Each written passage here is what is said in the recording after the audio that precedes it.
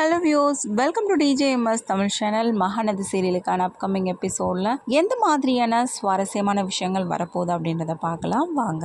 ராகினி நல்லாவே வெண்ணிலாவை ஏற்றி விட்டுருக்காங்க. ஸோ அதுபடி என்ன பண்ணுறாங்க, காவேரி மீட் பண்ணுறதுக்காக அப்படியே காவேரி வர வழியிலே வந்து வெயிட் பண்ணிட்டு இருக்காங்க.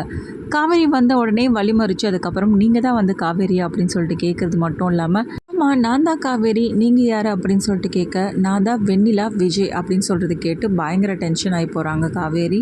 ஏங்க இவ்வளோ டென்ஷனு, நீங்கள் தான் என்னை வந்து ஹோம்லேருந்து கூட்டிகிட்டு வந்தீங்க போல், அதுக்கு ரொம்ப தேங்க்ஸ் சொல்லிக்கிறேன். ஹோம்லேருந்து என்னை கூட்டிகிட்டு வந்தால் ஓகே, எதுக்காக என்னை விஜயோட சேர்த்து வைக்கிறதுக்காக தானே, அப்புறம் எதுக்காக இன்னும் விஜயை பிடிச்சி தொங்கிட்டு இருக்க, அவரை விட்டுட்டு விலைக்கு போக வேண்டியது தானே, அவருக்கு டிவோர்ஸ் கொடுத்துட்டு அப்படின்னு சொல்கிறது கேட்டு பயங்கரமாக டென்ஷன் ஆகி போகிறாங்க காவேரி. பார், உன்கிட்ட பேசலைன்னா அது உன்னோட பிரச்சனை, நீயாச்சு அவராச்சு, அதை விட்டுட்டு என்கிட்ட வந்து இப்படி கொஷின் பண்ணிட்டு இருந்தா என்ன அர்த்தம் அப்படின்னு சொல்லிட்டு காவேரி கேட்க, அவரு தான் இப்போ உன்னை விட்டு விலகி வரமாட்டேன்னு சொல்லிட்டு இருக்காரு, அப்போ நீ அவரை என்ன சொல்லி பிளாக்மெயில் பண்ணி வச்சிருக்க? ஹலோ, நான் எதையும் சொல்லலைங்க, எனக்கு சொல்ல வேண்டிய அவசியமும் கிடையாது. ஸோ அதனால உங்கள் வேலையை பார்த்துட்டு போறீங்களா நீங்கள்?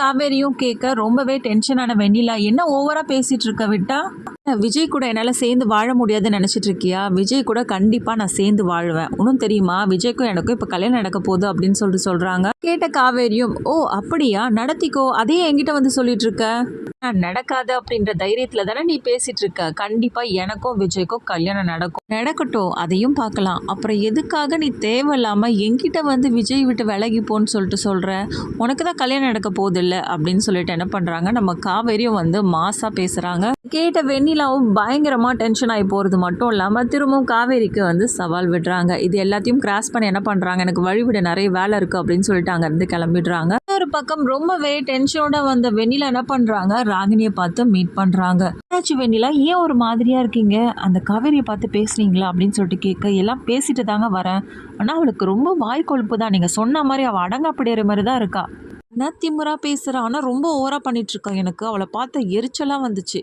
ஓ அப்படியா கதை அப்படின்னு சொல்லிட்டு ராகினியும் மனசுக்குள்ளவே பேச, இந்த பக்கம் வெண்ணிலா பயங்கரமா டென்ஷன் ஆகி கத்திட்டு இருக்காங்க. சரி ஓகே வெண்ணிலா, கத்தாதீங்க, கூலா இருங்க, ஏன் இவ்வளோ டென்ஷன் ஆகுறீங்க, பின்ன அந்த காவேரி எப்படி தெரியுமா பேசிட்டு போறா, எனக்கு தெரிஞ்சு ஏதாவது இவ தான் சொல்லி மிரட்டி வச்சிருக்கான்னு எனக்கு தோணுது, நான் தான் அப்பவே சொன்னேன்ல வெண்ணிலா அப்படின்னு சொல்லிட்டு ராகினியும் பேச, கண்டிப்பா இது எல்லாத்துக்குமே ஒரு முடிவு கட்டியாகணும், அதுக்கு விஜய் கூட எனக்கு கல்யாணம் நடக்கணும், அது நடந்தாதான் எல்லாமே சரியாகும் அப்படின்னு சொல்லிட்டு சொல்றாங்க வெண்ணிலா. அடுத்ததா விஜய் கிட்ட ஃபோனில் வந்து பேசுகிறாங்க. அப்போ நடந்த விஷயத்தை பற்றி வந்து விஜய் கிட்ட சொல்கிறத கேட்டு பயங்கரமாக வந்து டென்ஷன் ஆகிறாரு. என்ன சொல்கிற காவேரி, உண்மையா நீ சொல்கிறதெல்லாம்?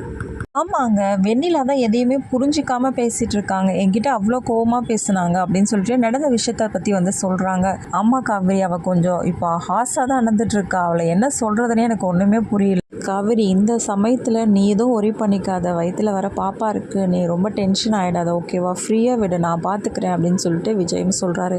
ஏங்க இல்லைங்க, நீங்கள் ஒன்றும் டென்ஷன் ஆகிக்காதீங்க, இதை பற்றி நீங்கள் யார்கிட்டையும் எதுவும் பேசிக்காதீங்க. ஓகே ஓகே காவேரி, நான் அதை பற்றி பார்த்துக்கிறேன், நீ ஒன்றும் ஃப்ரீயாக விடு அப்படின்னு சொல்லிட்டு என்ன பண்ணுறாரு, காவேரியை சமாதானப்படுத்தி பேசுகிறாரு. வீட்டுக்கு வந்த விஜய் பயங்கர கோபத்தோட வெண்ணிலா அப்படின்னு சொல்லிட்டு கத்திட்டு போக, அங்கேருந்து வந்த தாத்தா என்னாச்சுப்பா விஜய் அப்படின்னு சொல்லிட்டு கேட்க, தாத்தா ஒரு நிமிஷம் இருங்க தாத்தா, அந்த வெண்ணிலா எங்கே அப்படின்னு சொல்லிட்டு கத்திக்கிட்டே இருக்கார். அதுக்கப்புறம் வெண்ணிலாவும் வெளியில் வராங்க.